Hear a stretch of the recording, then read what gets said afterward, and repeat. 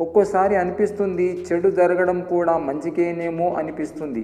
ఎందుకంటే అప్పుడే అర్థమవుతుంది ఎవరు మనల్ని ఆదుకునేవాళ్ళు, ఎవరు మనల్ని వాడుకునేవాళ్ళు. గడిచిపోయిన రోజును జానేదే అన్నప్పుడే ఈ రోజు యొక్క సుందరమైన ప్రయాణం ప్రారంభమవుతుంది. మనిషికి మనిషికి మధ్య తేడా శ్రద్ధలో ఉన్న తారతమ్యమే గాని వేరేమీ కాదు. ఒక మనిషిని గొప్పవాడుగాను, ఇంకొకరిని బలహీనుడిగాను, ఇంకొకరిని అధముడుగాను చేసేది శ్రద్ధే. కాబట్టి ఈ శ్రద్ధ మీలో ఉండాలి. ఒంటరితనం అంటే ఎవరు లేకపోవడం కాదు, అందరూ ఉన్నా కానీ మనల్ని అర్థం చేసుకునేవారు లేకపోవడమే నిజమైన ఒంటరితనం. మాట చిన్నదైనా మనసును గాయపరుస్తుంది. ప్రతి మనిషి జీవితంలో ఏదో ఒక విధంగా బ్రతికేయాలి అని అనుకుంటే జీవితంలో సర్దుకుపోతారు. కానీ నేను ఇలాగే బ్రతకాలి అనుకునే వాళ్ళు మాత్రం జీవితంలో పోరాడుతూనే ఉంటారు. నా వెనకాల అనుకున్నా, నా ముందు అనుకున్నా నేను పట్టించుకోను. ఎందుకంటే నేను బురదలో రాయి వేయదలుచుకోలేదు. తెలుసు కదా, బురదలో రాయి వేస్తే ఏమవుతుందో. అలాంటి వాళ్ళు బురదతో సమానం. నీ ఆశయ సాధనలో ఎన్నిసార్లు విఫలమైనా సరే మరొకసారి ప్రయత్నించు. నీ దగ్గర ఏదైతే ఉందో దానిని దేవుడు ఇచ్చాడని సంతోషంగా ఉండు. నీ దగ్గర ఏదైతే లేదో దానిని దేవుడు ఇస్తాడని నమ్మకంతో ఉండు.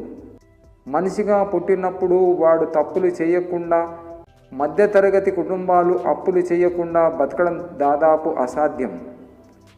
ఒక్క క్షణం సహనం కొండంత ప్రమాదాన్ని దూరం చేస్తే, ఒక్క క్షణం అసహనం మొత్తం జీవితాన్ని నాశనం చేస్తుంది. ఎదురు చూసే హృదయాన్ని వదులుకోకు. నీ బాధను భరించే స్నేహాన్ని వదులుకోకు. నిన్ను నమ్మిన నమ్మకానికి ఎప్పటికీ దూరం కాకు. జీవితంలో కోపాన్ని కోల్పోయినా మనకు నష్టమేమీ జరగదు. మనశ్శాంతిని తప్పకుండా పొందుతారు. కానీ సహనాన్ని కోల్పోతే మాత్రం సర్వస్వం కోల్పోతారు. ఈ రోజులో డబ్బు ఉంటేనే ఎవరి మీద అయినా ప్రేమ, ఆప్యాయత. డబ్బు లేకపోతే 5 నిమిషాలు మాట్లాడడానికి కూడా ఇష్టపడని మనుషుల మధ్య ఉన్నాము. నీకు ఎవరైనా ఇష్టం లేకుంటే వారికి దూరంగా ఉండు, కానీ ద్రోహం చేయాలని చూడకు. ఎప్పుడైతే నీవు వారికి ద్రోహం చేయాలి అనుకుంటావో నీకు తిరిగి ఏదో రూపంలో తప్పక చెడు జరిగి తీరుతుందని తెలుసుకో.